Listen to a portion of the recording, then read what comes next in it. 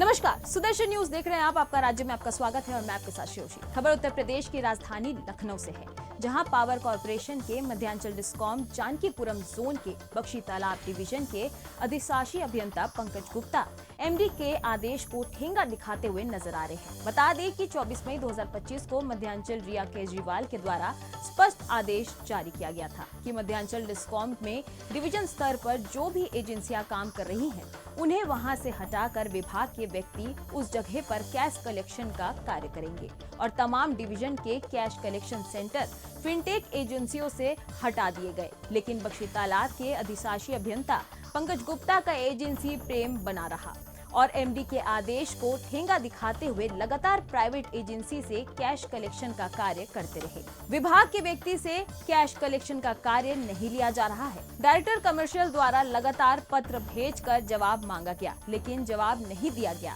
और यह अधिशासी अभियंता बख्शी का तालाब पंकज गुप्ता की कार्यशैली नजर आ रही है। ये बख्शी तालाब डिवीजन का सेंटर है, सीएससी सेंटर, जहाँ पर विभाग का आदमी न बैठा करके अधिशासी अभियंता द्वारा अपने खुद के निहित स्वार्थ के लिए किस तरीके से सीएससी सेंटर बनाया जा रहा है, चलाया जा रहा है। सीएससी का व्यक्ति बैठाया गया है यहाँ पर। क्यों बैठाया गया, जबकि स्पष्ट रूप से एमडी साहब का आदेश है कि विभाग का ही कोई व्यक्ति यहाँ पर डिवीजन में बैठ करके सेंटर चलाएगा। और यहाँ तो हद ये हो गई कि स्पष्ट रूप से खुलेआम उनके आदेश की अवहेलना अधिशासी अभियंता बख्शी का तालाब के द्वारा की जा रही है। एक भी विभागीय कर्मचारी को अभी तक यहाँ पर नहीं बैठाला गया है, जबकि TG2 को बैठने का आदेश दिया गया था कि TG2 बैठेगा और कैश काउंटर चलाएगा। लेकिन अधिशासी अभियंता पवन कुमार गुप्ता द्वारा किस तरीके से एमडी के आदेश की, चेयरमैन के आदेश की अवहेलना की जा रही है, बड़ा सोचने वाला विषय है, बड़ा गंभीर विषय है। क्यों इस तरीके की हरकतें की जा रही हैं, ऐसा क्या इस सेंटर पर उनको दिख रहा है और क्यों नहीं हटाया जा रहा है ये सेंटर, क्यों उनके आदेश की अवहेलना की जा रही है, ये सोचने का विषय है। एमडी के आदेश पे जो अवहेलना नहीं हो रही, सीएससी सेंटर स्पष्ट आदेश है भाई में कि सीएससी सेंटर नहीं चलेंगे डिवीजन स्तर पर। आप क्या चल रहा है, तो रहा है कि सरल फिल्टर को हटा दिया हमने, कहा तो सरल फिल्टर को हटा दिया, सीएससी चलेगी डिवीजन पे। आपका काउंटर नहीं बैठेगा, हमने कब कहा चलेगी? आपका आदमी बैठ रहा है, काउंटर चला रहा है, इसको आपका व्यक्ति, आपका विभागीय काउंटर चल रहा है यहाँ। जितने भी काउंटर चल रहे हैं आपका विभागीय, आपके बीकेटी डिवीजन में आपका विभागीय, आपके खंडीय कार्य, मुझे नहीं पता, आपको नहीं पता। ये अधिशासी अभियंता बख्शी तालाब है, जिनका कहना है कि मुझे नहीं पता है कि क्या विभागीय नियम है, क्या एमडी के आदेश है, क्या डायरेक्टर के नियम है, क्या आदेश है। और यहाँ पर विभागीय काउंटर न चलाकर अपनी मनमर्जी चलाते हुए यहाँ पर सीएससी सेंटर चलाया जा रहा है। सुबह 8 से लेकर शाम 8 बजे तक खुलेआम किस तरीके से एमडी के आदेश की अवहेलना की जा रही है, ये बड़ा गंभीर विषय है कि एमडी ने स्पष्ट आदेश किया हुआ है कि कोई भी सीएससी सेंटर खंडीय कार्यालय में नहीं चलेगा और विभागीय व्यक्ति बैठेगा। यहाँ पर तो लापरवाही की याद है कि विभाग का कोई भी व्यक्ति काउंटर पे नहीं बैठ रहा है और लगातार यहाँ पर सीएससी सेंटर चलाया जा रहा है। रवि शर्मा, सुदर्शन न्यूज, लखनऊ। अब खबर यूपी के फर्रुखाबाद से है। यूपी के फर्रुखाबाद में सुदर्शन न्यूज की खबर का बड़ा असर देखने को मिला है, जहां सपा सरकार में एक्सरे टेक्नीशियन भर्ती घोटाले पर उप मुख्यमंत्री ब्रजेश पाठक ने कार्रवाई की। बता दें कि एक ही नाम से अर्पित सिंह 6 जिलों में नौकरी कर रहा था, तो वहीं खबर के बाद उप मुख्यमंत्री के कड़े निर्देश के बाद मुकदमा दर्ज किया गया और 6 जिलों में तैनात अर्पित सिंह एक ही नाम, एक ही पता, एक ही जन्म तिथि नजर आई, लेकिन चेहरे अलग थे। इसको लेकर सीएमओ अवनींद्र कुमार ने बताया कि 3 सदस्यों की टीम बनाई गई है और जांच कार्रवाई शुरू कर दी गई है। फर्रुखाबाद में शमशाबाद में एक्सरे टेक्नीशियन पद पर तैनात अलीगंज का अजीत दिवाकर अर्पित सिंह निकला। सीएमओ ने बताया कि अभिलेख में दर्ज अर्पित सिंह के पता C122 शाहगंज आगरा का है और जब टीम पहुंची तो पता चला कि यह तो हाथरस में तैनात अर्पित सिंह का पता है। फर्रुखाबाद में तैनात अर्पित सिंह की फोटो से जांच टीम अलीगंज पहुंची तो अर्पित सिंह अजीत दिवाकर निकला। पर्यटन मंत्री जयवीर सिंह बोले कि अखिलेश सरकार में बड़े बड़े भर्ती घोटाले हुए हैं और सरकार इनको लेकर अब कार्रवाई कर रही है। साथ ही प्रभारी मंत्री ने जिलाधिकारी को जांच कर दोषियों पर कार्रवाई के निर्देश दिए हैं। इसमें जो टीम बनाई, 3 सदस्यीय टीम बनाई थी हमने, उसमें एक सीएम साहब थे और 2 डिप्टी सीएम थे। उस पते पे गए थे जो पता हमारे अभिलेखों में लिखा है आगरा का, उसमें अर्पित सिंह मिले, लेकिन वो दूसरे अर्पित सिंह हैं जो कि हाथरस में नौकरी कर रहे हैं। और यहाँ पे ये पता लगा एक गांव है कोई अलीगंज के पास, फोटो लेके गए थे ये लोग, तो ये अर्पित है ही नहीं, अजीत दिवाकर नाम है इसका, जो कि फरार चल रहा है और मोबाइल ऑफिस का। जो अपना समतावादी नौकरी कर रहा है, तो अजीत दिवाकर नाम है उसका, अर्पित नाम से नौकरी कर रहा हाँ, तो इसमें जो है सारे डॉक्यूमेंट मैंने उपलब्ध करा दिए हैं महानिदेशालय में, कार्रवाई वहीं से होगी जो होगी। यूपी के लखनऊ से खबर है, जहां लखनऊ के थाना बख्शी तालाब और ब्रिटानिया पुलिस ने साझा कार्रवाई करते हुए 2 शातिर बाइक चोरों को गिरफ्तार किया है। पुलिस ने इनके पास से 11 चोरी की बाइकें, 2 इंजन, चेचिस और अन्य उपकरण बरामद किए हैं। गिरफ्तार आरोपियों की पहचान सीतापुर निवासी जावेद और जान मोहम्मद के रूप में हुई है। इनका आपराधिक इतिहास जानने के लिए विशेष टीम का गठन किया गया है। पुलिस की इस कार्रवाई से वाहन चोरी के कई मामलों का खुलासा हुआ है और पीड़ित वाहन मालिकों को उनकी गाड़ियां वापस मिलने की उम्मीद जगी है। प्रभारी निरीक्षक बख्शी का तालाब और इटौजा की संयुक्त टीम को 2 वाहन चोरों के गिरफ्तार करने में सफलता प्राप्त हुई है, जिनका नाम है एक वीरू उर्फ जावेद पुत्र महकू निवासी पूर्वी सिरौली जो जनपद सीतापुर का है। उसके अलावा जान मोहम्मद पुत्र मोहम्मद यासीन, वह भी जनपद सीतापुर का रहने वाला है। इनके कब्जे से कुल 11 अदद मोटरसाइकिल बरामद हुई है। उसके अलावा 2 इंजन और 3 अदद जो चेसिस, इसके अलावा जो स्क्रू और पिलास वगैरह भी बरामद हुए हैं। कुल इन 11 जो मोटरसाइकिलें बरामद हुई हैं, इनमें से 4 हमारे मुकदमों में जो थाना क्षेत्र बीकेटी और इटौजा पे पंजीकृत हैं उससे कनेक्ट हुई हैं। अन्य जो मोटरसाइकिल हैं और जो पार्ट्स हैं उसके बारे में जानकारियाँ की जा रही हैं। जो उनके वाहन के स्वामी हैं उनको वार्ता करके उनके बारे में जानकारी की जाएगी। अन्य जो विधिक कार्रवाइयाँ हैं वो प्रचलित हैं। किस तरीके से बाइक चोरी की घटना है? बेसिकली ये सीतापुर का जो वाहन चोर है, वाहन चोरी करके ले जा करके जो दूसरा अभियुक्त है उसको बेच देना और उसके बाद जो पैसे रुपये मिलते हैं उनको अपने शान शौकत पे खर्च करने सर, लखनऊ से रेगुलर 30-40 किलोमीटर का सफ़र करके तो कुछ यहाँ कोई रेगुलर कोई अड्डा बनाया होगा अपना? इसके बारे में हम लोग तहकीकात कर रहे हैं। आप भी जान रहे हैं कि हमारा इटौजा और बीकेटी जो दोनों थाना क्षेत्र हैं सीतापुर जनपद से ही कनेक्ट करते हैं, यही इसी मार्ग पर। ये कितने दिनों से ये कार्य कर रहे थे? अब इस सारी विवेचना का विषय है। जो हमारे पास मुकदमे पंजीकृत हैं 3 मुकदमे बीकेटी के हैं और 1 इटौजा का जो इससे अनावरित हुआ है। अन्य हम लोग उसके बारे में पूछताछ करके ये विवेचना कर उसका बात बनाएंगे। चोरी के मुकदमे कितने थानों में दर्ज है अभी? जैसा कि मैंने बताया कि अभी हमारे पास जो 4 मोटरसाइकिलें कनेक्ट हुई हैं, 3 थाना क्षेत्र बख्शी का तालाब पर है, 1 इटौजा का है। अन्य जो है वाहन जो बरामद है उसके बारे में। तो सर इनमें 2 ही लोगों का हाथ है कि कुछ अज्ञात लोग भी हैं? फिलहाल अभी इसमें 2 लोगों का ही इसमें भूमिका पाई। यूपी के आजमगढ़ में सोशल मीडिया पर एक युवक का वीडियो वायरल हो रहा है, जिसमें वह दूसरे धर्म के व्यक्ति को मुस्लिम धर्म अपनाने के लिए प्रेरित करता दिख रहा है। वीडियो में देवी देवताओं और ब्राह्मण समाज पर की गई अभद्र टिप्पणी से लोगों में भारी आक्रोश फैल गया है। स्थानीय युवाओं ने आरोपी सैयद को पकड़कर पुलिस के हवाले कर दिया। बताया जा रहा है कि आरोपी का संबंध बलरामपुर निवासी छांगुर बाबा से है, जो धर्मांतरण गिरोह का मास्टरमाइंड बताया जा रहा है। एसपी ग्रामीण चिराग जैन ने आरोपी के खिलाफ एफआईआर दर्ज कर जांच शुरू कर दी है। हमें कई दिनों से, विगत दिनों से सूचना मिल रही थी कि इसके द्वारा लोगों को धर्म परिवर्तन के लिए प्रेरित किया जाता है। कहाँ का रहने वाला है? हमें इसकी जानकारी नहीं थी, लेकिन हमें जो जानकारी मिली है कि इसका नाम नहीं जानता हूँ, इसका घर सीतापुर रहने वाला है। इसके साथ करीब 20 से 25 लोग, 25-30 लोग वहाँ रहते हैं जो फेरी का कार्य करते हैं। गाँव में बहला फुसला के एक बाबा हैं, वजैती करते हैं, सुखैती करते हैं, वहाँ जाइए, इसका यही कार्य है। हमें सूचना मिलती थी, हमें विश्वास नहीं होता था। फिर उसके बाद हमारे मित्र ये शुभम चतुर्वेदी का यहाँ आग का अस्पताल है, इन्होंने हमसे बताया कि ऐसी ऐसी घटना यहाँ घटित हो रही है, आप एक बार आके देख लीजिए।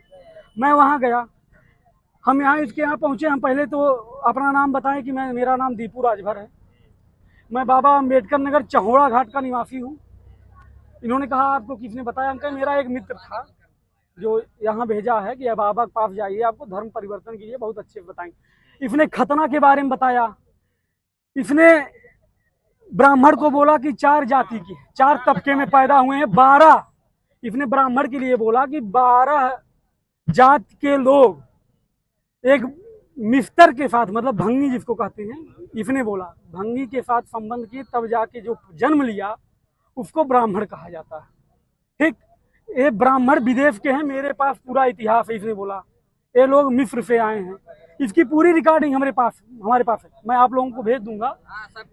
ठीक, और सबके चैनल के माध्यम से मैं बताना चाहता हूं कि आप हिंदू भाइयों को आप एकत्रित होइए, नहीं तो ऐसे दुराचारी लोग हमेशा इस चीज का लाभ उठाने का कार्य करेंगे और सबको बहला फुसला के धर्म परिवर्तन के रास्ते पे ऐसे नीच लोग ले जाते हैं। सुल्तानगंज के अंतर्गत एक सोशल मीडिया के माध्यम से वीडियो संज्ञान में आया जिसमें धर्मांतरण का प्रकरण प्रतीत हो रहा है। इस वीडियो का तत्काल संज्ञान लेते हुए जांच क्षेत्राधिकारी उड़नपुर एवं एसओ कप्तानगंज द्वारा की जा रही है। संबंधित अभियुक्त को सईद नाम का जो सीतापुर का रहने वाला है उसको हिरासत में भी ले लिया गया है। गहनता से पूछताछ की जा रही है। जो भी तथ्य आगे प्रकाश में आएंगे उनके आधार पर अधिक कार्रवाई की जाएगी।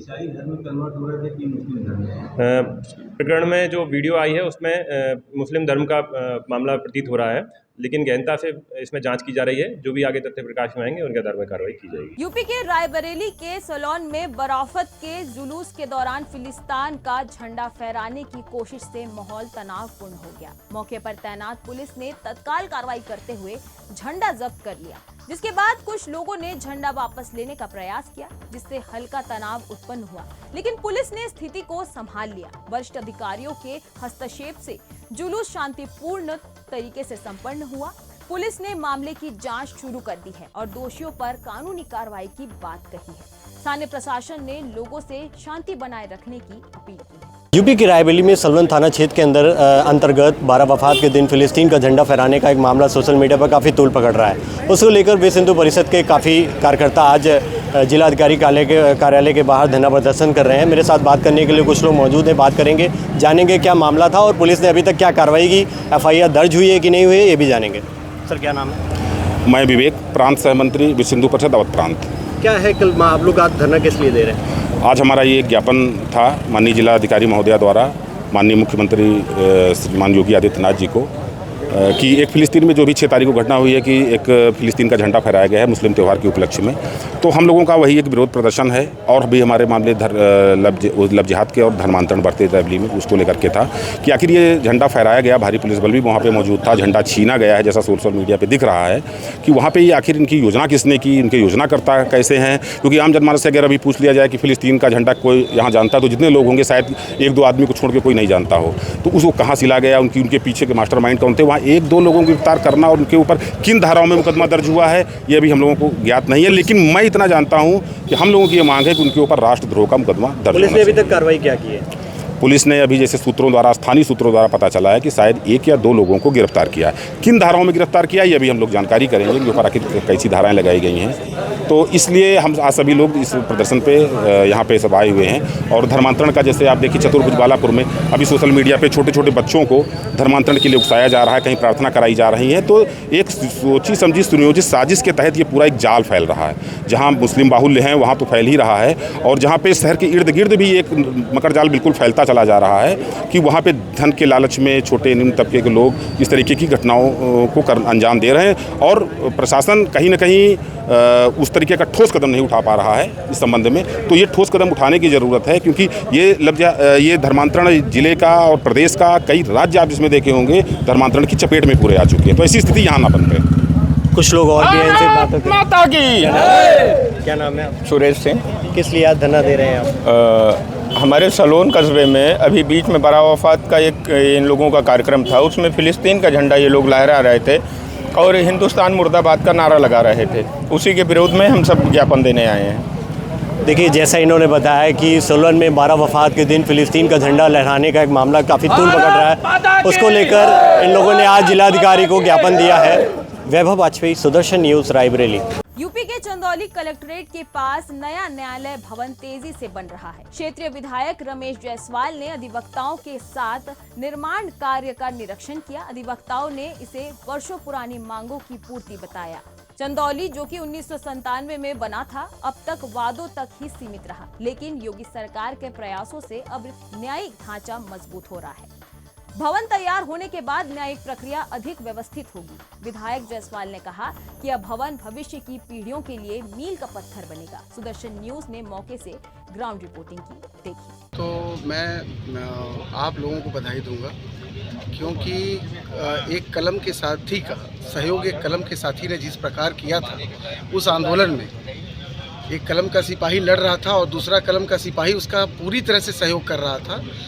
तो ये जो हम दोनों का संयोग था, उसके लिए पहले मैं एक कलम का सिपाही दूसरे कलम के सिपाही को ये दिल से धन्यवाद मैं दूंगा कि आप अगर लोग नहीं रहते तो शायद हम लोगों की आवाज़ वहाँ तक नहीं पहुँचती जहाँ तक पहुँची है, और उसके बाद से जो ये कार्यक्रम शुरू हुआ है। तो इसके असली हकदार चंदौली की जनता, चंदौली के अधिवक्ता और चंदौली के पत्रकार हैं। तो मैं सर्वप्रथम तो उनको ये धन्यवाद दूंगा।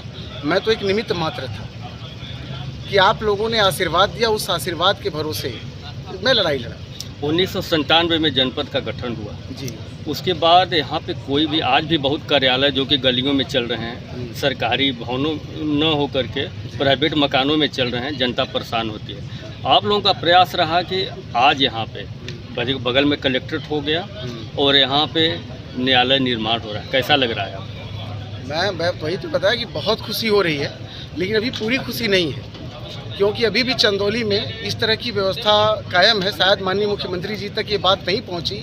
शायद हम लोगों की पीड़ा, जब हम लोग दिल्ली चले तो हमारे उच्च शीर्ष तक ये बातें पहुंची कि चंदौली कितनी पीड़ा में है। लेकिन न्यायालय तो हमारी एक पीड़ा तो हर ली गई माननीय मुख्यमंत्री जी की वजह से, माननीय प्रधानमंत्री जी के हस्तक्षेप की वजह से। तो मैं सर्वप्रथम अपने उन नेताओं को भी धन्यवाद दूंगा कि जिनकी वजह से आज ये दिन हम लोगों को देखना पड़ रहा है। लेकिन चंदौली अभी भी एक मजाक बना हुआ है। चंदौली अभी भी एक बाढ़ की त्रासदी से, जैसा कि अभी आप लोग देख रहे हैं, जूझ ही रहा है। उसके पहले भी बहुत सारी चीज़ें ऐसी हैं, बहुत सारी ऑफिसें हैं जो बदुमा दाग बन के बनारस से संचालित हो रही हैं चंदौली का बोर्ड लगा के। तो मैं अभी आप लोगों से निवेदन करूंगा कि दिल मांगे मोर, अभी दिल भरा नहीं है, अभी और कुछ मांग रहा है और जल्दी ही वो भी खुशियां हम लोगों को मिलने वाली हैं। और ये अभी लड़ाई हम लोग लड़ेंगे। अभी भी चंदौली के 80% अधिकारी शासनादेश के माननीय मुख्यमंत्री जी के इच्छा के विरुद्ध जिले की जो व्यवस्था है और जियो जो है उसके विपरीत कहीं अन्यत्र निवास करते हैं। 8 किलोमीटर की दूरी, ज़्यादा दूरी पे निवास करते हैं। चंदौली में रात में कोई रहता नहीं है। तो यहाँ के लोग अभी बहुत परेशान हैं। धीरे धीरे सब परिवर्तन होगा। अगर आप लोगों का साथ ऐसे ही बना रहा तो वो दिन दूर नहीं कि चंदौली उत्तर प्रदेश के सबसे अच्छे ज़िलों में होगा। और वैसे है भी, कश्मीर अगर चंदौली उत्तर प्रदेश का कहा जाए तो कम नहीं है, चंदौली है। तो ये आप लोगों की देन है। अगर ऐसे ही रहा तो शायद सब कुछ हो जाए। जनपद के सीजन को लगभग 28-29 वर्ष हो गए और लगातार न्यायालय भवन को लेकर चंदौली मुख्यालय जो हमारा जब बना, चंदौली जनपद बना तो ये मुख्यालय चंदौली बना। और यहाँ पे सारे के सारे अधिवक्ता, पूरे के पूरे विधानसभा कह लीजिए, पूरे के पूरे जिले के अधिवक्ता यहाँ आते थे। बाहर से भी अधिवक्ता आके यहाँ पे न्याय लोगों को दिलाने का प्रयास करते थे। लगातार न्यायालय भवन की लड़ाई 28-29 वर्षों से सम्मानित अधिवक्ता साथी कर रहे थे। बहुत प्रयास के बाद, बहुत बार प्रयास हुआ, उस सौभाग्य से अवसर मुझे प्राप्त हुआ कि कम से कम मेरे रिज्यूम में मैंने बहुत प्रयास भी किया। सारे अधिवक्ताओं के साथ हम लोग कई बार माननीय मुख्यमंत्री से मिले जुले। अंतोगत्वा ये धनराशि स्वीकृत हो गई और आज अब धरातल पे हम सब यहाँ जहाँ उपस्थित हैं, यहाँ काम शुरू हो गया है। सॉइल टेस्टिंग का काम हो गया, पिलर काम शुरू हो गया है, तेजी से काम शुरू हुआ है। जिस कंपनी को ये टेंडर दिया गया है, ये टेंडर की कुल धनराशि लगभग 284 करोड़ रुपए की थी। GST काट के लगभग 220-21 करोड़ रुपए की इसकी पूरी लागत आएगी। इसमें 7 तल्ले अधिवक्ताओं के लिए, 5 तल्ले की बिल्डिंग न्यायालय भवन के लिए, सभी न्यायाधीशों के लिए भवन, खेल कूद का ground, green area, park area, और उसके अंदर लोगों के सभी जो भी क्लाइंट्स आए उनके लिए चाय पानी की व्यवस्था के लिए रेस्टोरेंट आदि, ये सारी व्यवस्था सुसज्जित तरीके से ये न्यायालय भवन बनने जा रहा है, जो लगभग नियर अबाउट 32-33 बीघे के अंदर ये न्यायालय भवन का निर्माण हो रहा है और बहुत ही शानदार तरीके से बन के होगा। मुझे लगता है कि आसपास जनपद में भी लोग इस न्यायालय भवन को देखने आएंगे और संबंधित जिस फर्म को ये काम मिला है, उस फर्म के बारे में जो हम लोगों ने उसके वर्किंग रेटिंग को देखा है, तो जितना समय ये लोग देते हैं उतने समय में अपना काम पूर्ण करते हैं।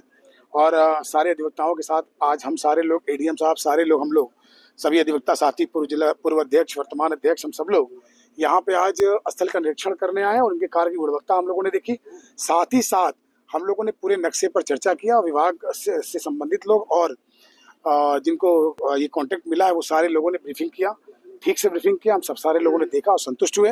और हम सारे लोगों ने आज प्रदेश के मुख्यमंत्री जी, जिनके आशीर्वाद से इतनी बड़ी धनराशि न्यायालय भवन के लिए मिली है, और हम सब लोगों ने आज उनको बहुत आभार उनका जताया, उनको साधुवाद किया है।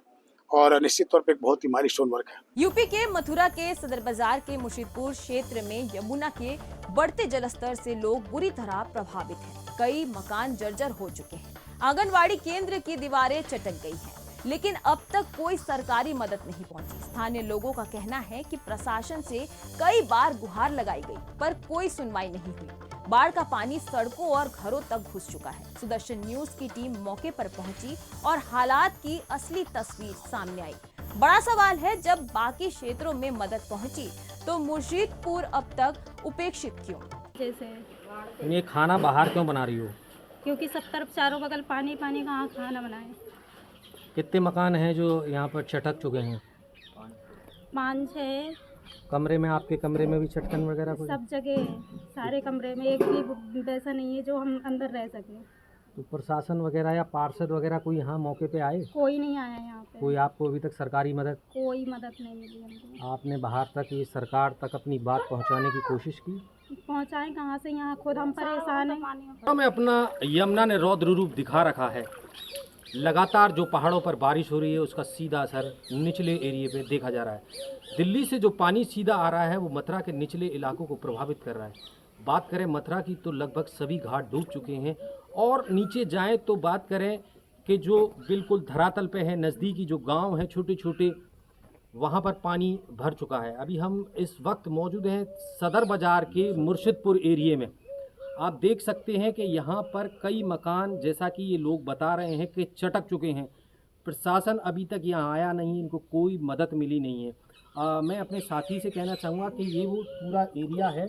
आप देख सकते हैं कि देखिए यमुना का पानी कितना अंदर तक आ चुका है, और ये वो घर है जिसकी दीवारें गिर चुकी हैं और ये छतें बैठ गई हैं। ये बिल्कुल यमुना के किनारे का एरिया है और बहुत नज़दीक का एरिया है। यहाँ पर लोग मुश्किल रह रहे हैं। यहाँ लाइट पहले से काट दी गई है। लगातार पानी का जल स्तर बढ़ रहा है। कुछ मेरे संग ग्रामीण हैं जिनके जो मकान यहाँ टूटे हैं, ये इनका कहना है कि कई मकानों में दरार आई है, चटकन आई है। इनसे जानते हैं। क्या नाम है आपका? मेरा नाम है केसर सैनी। आपका मकान टूटा है या क्या हुआ है? मकान टूटा है और मकान के अंदर कमर कमर पानी है। मेरे के अंदर मकान एक तो गिर चुका है और ये भी गिरने के लिए बिल्कुल तैयार है। अच्छा, हाँ जी। एक मकान आपका गिर चुका है और एक गिरने के लिए तैयार है, जिसमें तो कमर कमर पानी दिखाया जाएगा आपके लिए। तो यहाँ पर अभी कोई प्रशासन कोई प्रशासन नहीं आया, किसी ने खाने तक की नहीं पूछी ऐसे आज तक। अभी तक कोई मदद नहीं? अभी तक कोई किसी भी तरह की कोई पूछने नहीं आया। तो मदद तो क्या करेगा, 4 दिन से हम भूखे थे। आज क्या गया, थोड़ा हमने खाने पीने के लिए बनाया है। चलने के लिए रास्ता नहीं है, हर जगह पानी भरा हुआ है, कमर कमर तक है। अभी पीछे भी आप बता रहे हो कुछ मकान गिरे हैं? हाँ, पीछे भी मकान है। करीब क्या मकान है? 4 मकान है। 2-3 मकान है। देखिए और भी लोग हैं यहाँ पर, ये बता रहे हैं कि यहाँ 4 मकान लगभग गिरे हैं। क्या नाम है आपका? मुकेश सैनी। मुकेश सैनी जी, कितने मकान यहाँ पर अगर चटके हैं या गिरे हैं, क्या कहना चाहेंगे? हमारे मकान चटक गए, हमारी दीवार गिर पड़ी और मोहल्ले में भी कई मकान है, लेकिन कोई अभी तक नहीं आया है। हमारे मेंबर साहब भी हमको देखने नहीं आए। बिल्कुल वोट के समय पे वो आ जाते हैं, झांकी नहीं है उस दिन से। हम बहुत परेशान हैं और समझ लो कोई सुनने वाला ही नहीं है हमारी यहाँ। हमारे मकान बिल्कुल फट गए हैं और समझ लो कोई हमारी सुनवाई नहीं हो रही है। कितना पानी लगभग अब तक आ चुका है यहाँ पर? यहाँ पर पानी है, कमर कमर तो पानी है हमारे चारों बगल।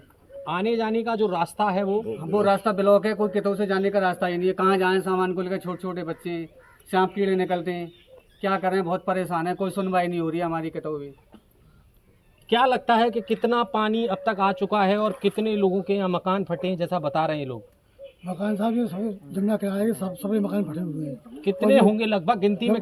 5-6 मकान है। और ये आप जो सही से वो सरकारी स्कूल है जो वो भी रख चुका है। जो सरकारी स्कूल बना हुआ है, सरकारी स्कूल है जो है उसमें मतलब दरार आ चुकी है। उसमें सरकारी स्कूल में भी दरार आ चुकी है। उसमें भी दरार आ चुकी है। यमुना का रौद्र रूप अगर देखने को मिला तो मुर्शिदपुर क्षेत्र में दिखने।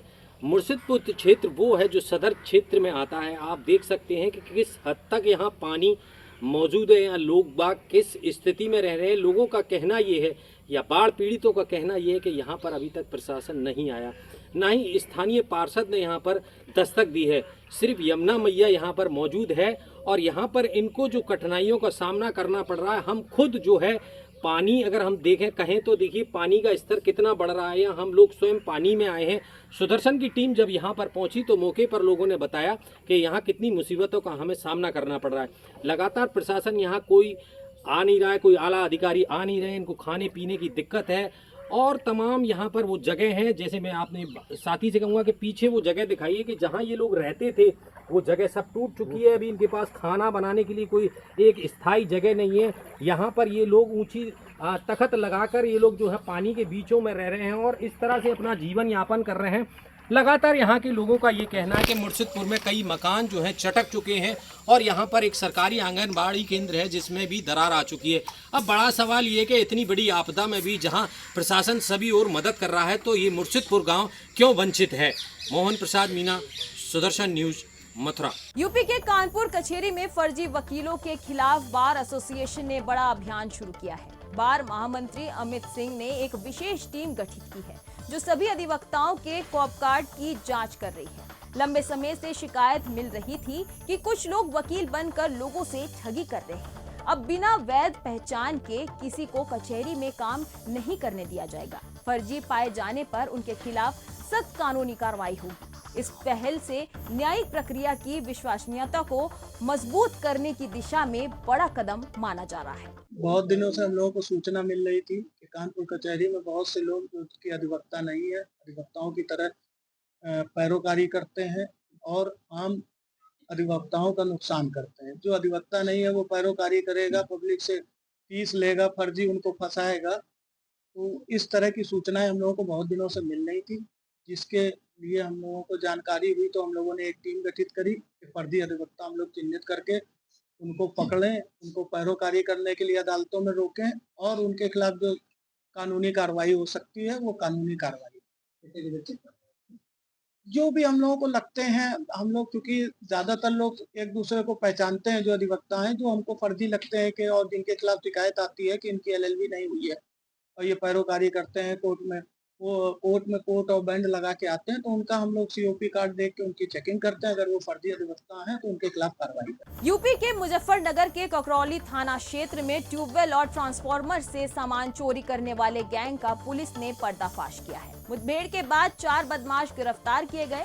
आमिर आलम, मुजमिल आबिद और कबाड़ी कादिर। इनके पास से 35 किलो तार, 15 किलो कॉइल, तमंचा, उपकरण और चोरी का टेम्पो बरामद हुआ।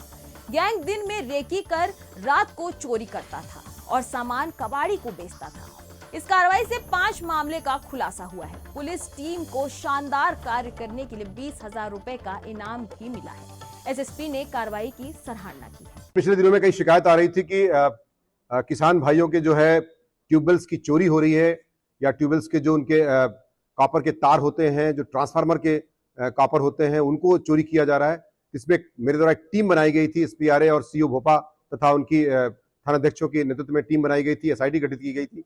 इसमें एक बड़ी सफलता प्राप्त हुई है ककरौली पुलिस को, जिसमें 4 लोग पकड़े गए हैं, जिसमें 2 इसमें गंभीर आमिर, मुजम्मिल, आबिद और कामिल नाम की ये 4 बदमाश पकड़े गए हैं, जिसमें 2 मुख्य चोर हैं तथा 2 कबाड़ी हैं और एक अभी फरार है इसमें कबाड़ी। इनके पोजीशन से एक तमंचा, जिंदा कारतूस, टिपाप के आधार पर जब पुलिस ने इसको पीछा किया तो पुलिस ने फायर किया तो पुलिस ने आवश्यक बल लगाकर गिरफ्तार किया है। साथ ही साथ इसमें 35 किलोग्राम ट्यूबवेल का तार, 15 किलोग्राम ट्रांसफार्मर का कॉयल तथा एक 3 व्हीलर टेम्पो बरामद किया गया है। ये भी जानकारी मिली है कि इनके पास से लोहे का हथौड़ा, प्लास्टिक का हथौड़ा, रिंच, पाना, प्लास, तार काटने का प्लास, एक बैटरी, इन्वर्टर व इन्वर्टर बैटरी से ये ले जाकर के वहां पर काट करके जो है कटर से काट करके जो है चोरी किया करते थे। ये भी संज्ञानित हुआ है कि इसमें आमिर नाम का जो मुख्य इसमें गैंग लीडर है, इसका जो है जंगलों में एक मुर्गी फार्म है, वहां पर ये प्रिपेयर करता है, वहां पर अपने दोस्तों को बुला करके घटना को अंजाम देने का प्रयास करता है और इस तरह से कार्य करता है। तो लगभग 35 से 40 ट्यूबवेल से चोरी और ट्रांसफर चोरी की मामला संज्ञानित हुआ है, जिसके आधार पर इनको आवश्यक विधिक कार्रवाई करते हुए जेल भेजने की कार्रवाई की जा रही है। साथ ही साथ इसमें पुलिस टीम को, जो ककरौली टीम है, उसको 20,000 रुपए का इनाम भी घोषित किया जा रहा है। यूपी के कौशाम्बी पुलिस ने अंतरजनपदीय साइबर गैंग का पर्दाफाश किया है, जो खुद को CBI और CID अफसर बताकर लोगों को डिजिटल अरेस्ट कर डराता था। मध्य प्रदेश के कटनी और पन्ना से 4 शातिर अपराधियों को पकड़ा गया है। ये लोग व्हाट्सएप डीपी पर वर्दी की फोटो लगाकर लोगों को धमकाते थे और पॉर्न दिखाने का आरोप लगाकर लाखों रुपए ऐंठते थे। गैंग का सरगना राशिद था, जो पूरे ऑपरेशन को अपने 4 साथियों के साथ चलाता था। पुलिस ने तकनीकी जांच के जरिए सबूत जुटाकर इन्हें गिरफ्तार किया। एसपी राजेश कुमार ने जनता से सतर्क रहने की अपील की। कुछ दिन पहले अकराबाद थाना सरायकील के डॉक्टर सुनील गुप्ता के साथ एक साइबर फ्रॉड हुआ था, जिसमें इनको एक सीबीआई का अधिकारी बन करके उसमें अपना प्रोफाइल भी बाकायदे वर्दी में लगाया था, बन के इनको पहले धमकी दिया कि आपके खिलाफ हमारे पास काफ़ी सबूत है, आपके खिलाफ हम मुकदमा लिखा देंगे, नहीं तो इस खाते में इतना पैसा डाल दो। तो इन्होंने 31,500 रुपये का ट्रांजेक्शन कर दिया था। इस संबंध में इनके द्वारा थाना साइबर जो हमारा है यहाँ कौशाम्बी में, उसमें एक अभियोग दर्ज कराया गया था। हमारी पूरी साइबर टीम ने इसमें काम किया है और अभी आज 4 साइबर अपराधियों को पकड़ा गया इसमें, जो पूरे जो एक गैंग इस तरह से इसमें जो फ्रॉड किया इनके साथ। इसमें 4 मध्य प्रदेश के रहने वाले हैं, एक इनका साथी राजस्थान का है, उसको अभी जो इनको फ़ोन करता था सीबीआई अधिकारी बनकर, उसकी अभी हमें तलाश कर रहे हैं। जिसके खाते में पैसा गया था वो अरेस्ट कर लिया है। यूपी के बस्ती जिले के कूढ़ापट्टी गांव के पास पुलिस और बदमाशों के बीच मुठभेड़ में 25-25 हजार के इनामी 2 आरोपी घायल होकर गिरफ्तार हुए। ये नाबालिग छात्रा को अगवा कर दुष्कर्म और देह व्यापार में धकेलने वाले गैंग का हिस्सा थी। छात्रा 25 अगस्त को हॉस्टल से भागी थी, जहां से उसे ट्रक ड्राइवर ने अगवा कर गैंग के हवाले कर दिया। कई स्थानों पर उसके साथ दुष्कर्म हुआ। पुलिस ने त्वरित कार्रवाई करते हुए 7 आरोपियों को गिरफ्तार किया। एसपी अभिनंदन ने बताया कि सभी आरोपियों पर गंभीर धाराओं में केस दर्ज कर जेल भेजा गया है। एक सेक्स ट्रैफिकिंग गैंग को हम लोगों ने आज पकड़ा है।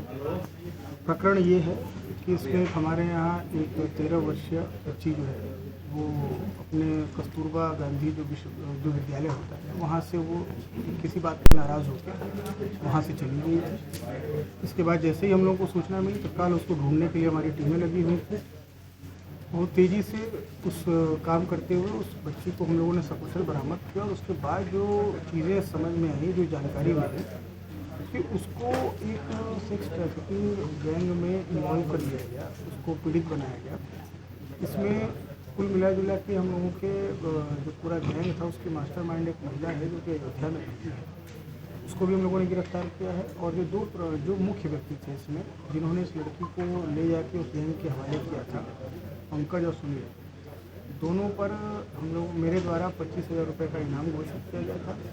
इनकी गिरफ्तारी की टीमें लगी हुई थी और आज दिन में लगभग 12 बजे के आसपास थाना नगर में ही उन लोगों की दौरान पुलिस मुठभेड़ गिरफ्तारी हुई है, जिसमें उन दोनों को पैर में गोली लगी, उनको अस्पताल भेजा गया उपचार के लिए। इसके अलावा जो बाकी मेंबर्स हैं उन सभी को भी गिरफ्तार कर लिया गया है और ये प्रॉपर एक इस तरह का गैंग चला रहे थे जिसमें अनैतिक देह व्यापार करा रहे थे लोगों से, और इसके अलावा जो है वो ट्रैफिकिंग भी कर रहे थे, एक दूसरे को वो ट्रांसफर भी कर रहे थे। यूपी के प्रयागराज के 12 तहसील क्षेत्र में अवैध खनन और प्रशासनिक लापरवाही के विरोध में भारतीय किसान यूनियन ने लखनऊ तक न्यायिक पदयात्रा शुरू की है। सैकड़ों किसान एसडीएम प्रेरणा गौतम और पुलिस की मौजूदगी में मांगों पर अड़े हैं। किसानों की प्रमुख मांगों में समर्थन मूल्य पर फसल खरीद, नियमित बिजली, ट्रांसफार्मर अपग्रेड, राजस्व विभाग में सुधार और खुले शराब ठेकों पर रोक शामिल है। संगठन के प्रदेश अध्यक्ष के मिश्रा व अन्य नेता पदयात्रा का नेतृत्व कर रहे हैं। किसानों का कहना है कि अब सरकार को जवाब देना ही होगा। यूपी के मुरादाबाद के थाना कटघर क्षेत्र में हिंदू समाज पार्टी के जिलाध्यक्ष कमल चौहान की बाइक सवार बदमाशों ने गोली मारकर हत्या कर दी। 10 सराय चौकी के पीछे हुए इस सनसनीखेज हमले में घायल कमल चौहान को अस्पताल ले जाया गया, जहां डॉक्टरों ने उन्हें मृत घोषित कर दिया। वारदात के बाद एसएसपी सतपाल अंतिल मौके पर पहुंचे और फॉरेंसिक टीम ने जांच शुरू की। पुलिस ने शव को पोस्टमार्टम के लिए भेजा है और हत्यारों की तलाश में सघन छानबीन जारी है। हत्या से पूरे इलाके में दहशत और आक्रोश फैल गया है। देखिए, आज शाम 6 बजे के आसपास यहाँ थाना कटघर क्षेत्र में ये करबला एरिया है। यहाँ पे एक कमल नामक व्यक्ति थे जो अपने घर की तरफ जा रहे थे, उनका घर पास में ही है। उनके ऊपर अटैक हुआ है, उसमें उनको गोली लगी है। उसके बाद इनको तत्काल यहाँ से हॉस्पिटल भेजा गया, लेकिन वहाँ उनकी मृत्यु हो गई है। उसमें हम लोगों ने परिवारीजनों से बातचीत की है और उसमें उनके द्वारा कुछ व्यक्तियों के ऊपर संदेह व्यक्त किया गया है। हम लोगों ने अभी परिवारीजनों से तहरीर लेने के लिए कहा है, तहरीर ली जा रही है। उन लोगों के द्वारा ये बताया गया कि कुछ लोग हैं जो इनके साथ संभवतः किसी बात को लेकर रंजिश है और उनके द्वारा ही संभवतः इस घटना को कारित किया गया है। इसमें हम लोग तहरीर की प्रतीक्षा कर रहे हैं। तहरीर मिलते ही हम लोग अभियोग पंजीकृत करेंगे।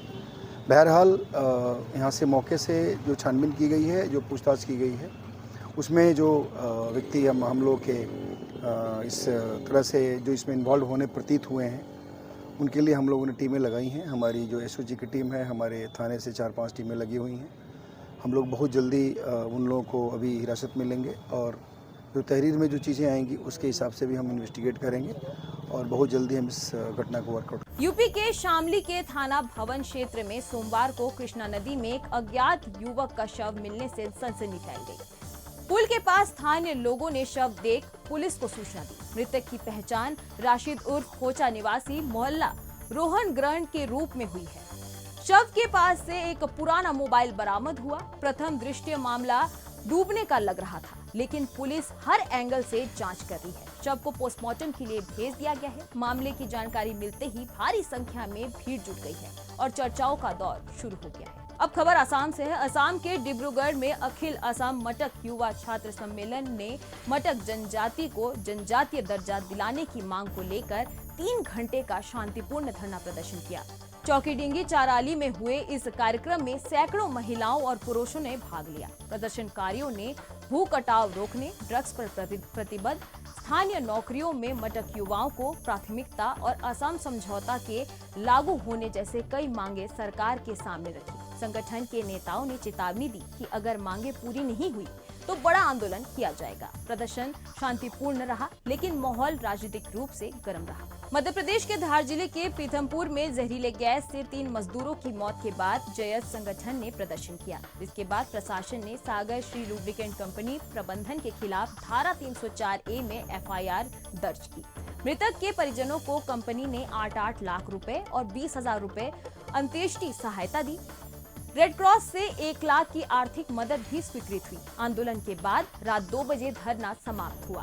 प्रशासन ने मजिस्ट्रियल जांच के आदेश भी जारी किए हैं। हादसा 7 सितंबर को हुआ था, जब टैंक की सफाई करते समय मजदूरों की दम घुटने से मौत हो गई। सभी जयस भीम आर्मी और मजदूर संगठन के लोग यहाँ आए थे कि पीड़ित मजदूरों को एक उचित मुआवजा दिया जाए, लेकिन दुर्भाग्यपूर्ण बात रही आज पीथमपुर में पहली बार मैंने देखा किसी कंपनी मालिक या प्रबंधन बात न करने के बजाय आज अपनी कंपनी की पैरवी, कंपनी की वकालत प्रशासन ने करी है। धार प्रशासन के SDM, धार पीथमपुर की SDM, तहसीलदार और पुलिस प्रशासन ने आज जनता की बात न करते हुए, पीड़ित परिवार की बात न करते हुए सागर श्री लुब्रिकेंट के हित की बात करी।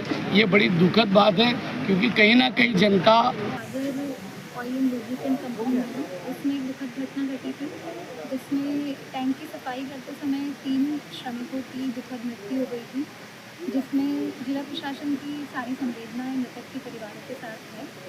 इसमें कोशिश करते हुए आज तात्कालिक रूप से राहत में ये किया गया है कि कंपनी मैनेजमेंट की तरफ से प्रत्येक परिवार को 8 लाख रुपए का चेक दिया जा रहा है। इसके अलावा 20,000 रुपये अंत्येष्टि सहायता के रूप में भी मैनेजमेंट की तरफ से दिया जा रहा है। इसके अलावा जिला प्रशासन की ओर से रेड क्रॉस की तरफ से 1 लाख की राशि दी जा रही है। और इसके आगे मैं आपको बताना चाहूँगी कि कलेक्टर सर के द्वारा मजिस्ट्रियल जांच के आदेश दिए गए हैं। मध्य प्रदेश के सीधी जिले के मझौली क्षेत्र में प्रशासन ने बड़ी कार्रवाई करते हुए अवैध रूप से चल रहे क्लिनिकों पर छापेमारी की। स्वास्थ्य विभाग और राजस्व विभाग की संयुक्त टीम ने बिना पंजीयन और बिना लाइसेंस के चल रहे क्लिनिकों को सील कर दिया। BMO ने बताया कि यह कार्रवाई निरंतर जारी रहेगी और किसी को भी बगैर अनुमति के इलाज की छूट नहीं दी जाएगी। आम जनता को असुरक्षित इलाज से बचने के लिए यह अभियान चलाया गया है। प्रशासन की सख्ती से अवैध स्वास्थ्य सेवाओं के खिलाफ सख्त संदेश दिए गए हैं। मौजूद हैं मझौली BMO सर, जो कल अवैध मेडिकल क्लिनिक संचालित करने वाले लोगों पर भारी कार्रवाई करते हुए कल छापेमार कार्रवाई की है। हमारे साथ बातचीत करने के लिए सर कल आपने कार्रवाई किया, क्या कुछ कहेंगे आप? कार्रवाई हमको सूचना मिली थी कि हमारे क्षेत्र में बहुत सारे अवैध क्लिनिक हैं जिसमें काफ़ी मरीजों को ऐसा उपचार मिल रहा है जिससे वो उनका स्वास्थ्य को गंभीर क्षति पहुंच रही है। तो उन्हीं सूचनाओं के आधार पर और माननीय CMHO के निर्देश पर हमने कार्रवाई की है, जो भी नियमानुसार कार्रवाई करनी चाहिए। तो हम दो तीन जो हमारे नज़दीक के अवैध रूप से चलने वाले सेंटर थे उनमें हमने कार्रवाई की। जो दस्तावेज थे उनके उचित नहीं मिले तो उस हिसाब से उनके तहसीलदार सर और नायब तहसीलदार मैडम हमने सब ने मिलकर दोनों विभागों में कार्रवाई की। उसमें कितने सदस्य टीम मिल के आप कार्रवाई की? हमारे टीम में 6 सदस्य थे। अभी बहुत सारे अवैध क्लिनिक मझौली ब्लॉक में संचालित हो रहे हैं, जिसमें मेडिकल और क्लिनिक चला रहे हैं, उस पर कब कार्रवाई होगी? कार्रवाइयाँ चलती रहेंगी, कार्रवाइयाँ बीच में होती रहेंगी, जैसे हमको सूचना मिलती रहेगी हम कार्रवाई करते रहेंगे। निश्चित रूप से BMO सर का कहना है कि ये कार्रवाई हमारी सतत चलती रहेगी। सीधी से कैमरामैन पर्सन के साथ धीरेश मिश्रा, सुदर्शन न्यूज। फिलहाल इस बुलेटिन में इतना ही। आगे की देश दुनिया की तमाम खबरों के लिए आप देखते रहिए सुदर्शन न्यूज। जय हिंद।